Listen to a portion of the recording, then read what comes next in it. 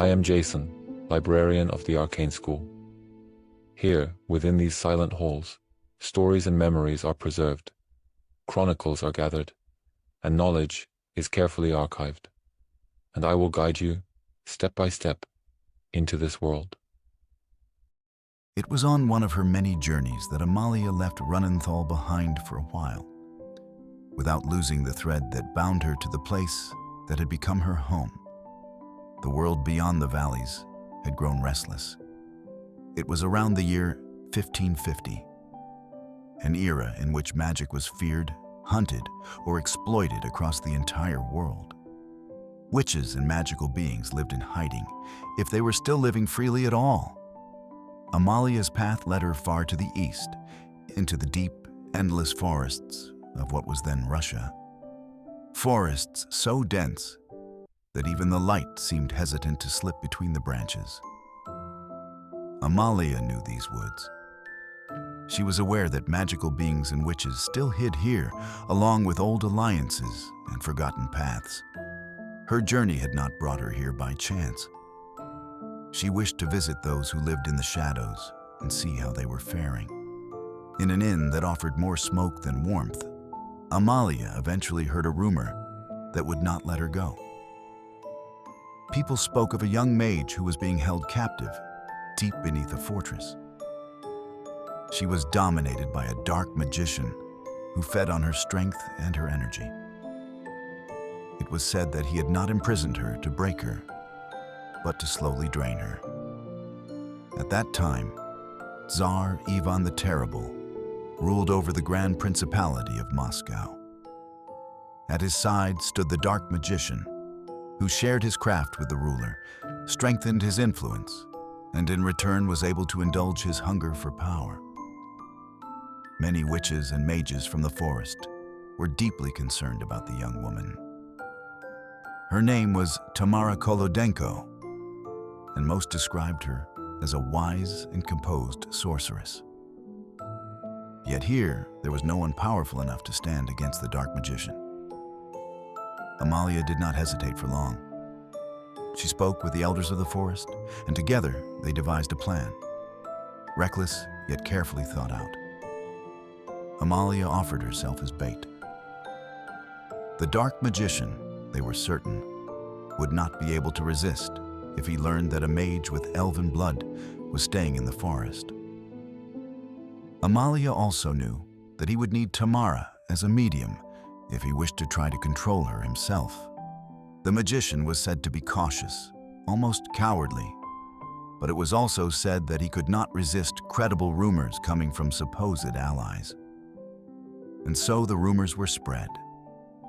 Wanderers and beggars, who were fed and cared for by the witches and mages, carried the words onward, and soon it spread like wildfire.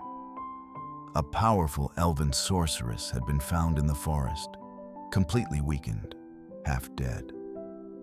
She was said to be resting among the rocks by the great waterfall, tended by a few young witches. In truth, the elders had given her energy. Amalia meditated before the waterfall, gathering her strength and quietly drawing upon her full potential. A few days later, the moment came. The dark magician appeared, apparating above the waterfall to assess the situation for himself. But he had long since been noticed. A subtle protective spell, barely perceptible, had announced his arrival. Amalia lay at the foot of the waterfall on a soft bed of moss. Her wand was hidden beneath the blanket, ready at hand. Two young witches knelt beside her, doing their best to play their roles convincingly, anxious, hurried, full of concern. Then the magician descended, confident of victory.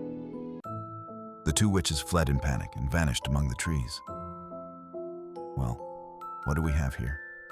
he said mockingly as he approached. "Do not be afraid. I will take good care of you." In that moment, Amalia suddenly rose. A short spell left her lips, and the magician was disarmed.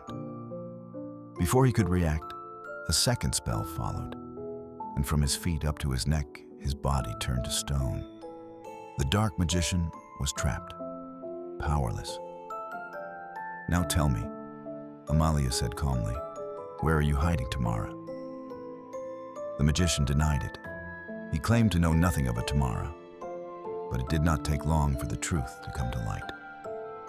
Tamara was found in a cave, hidden away and chained. The forest dwellers freed her and brought her to Amalia.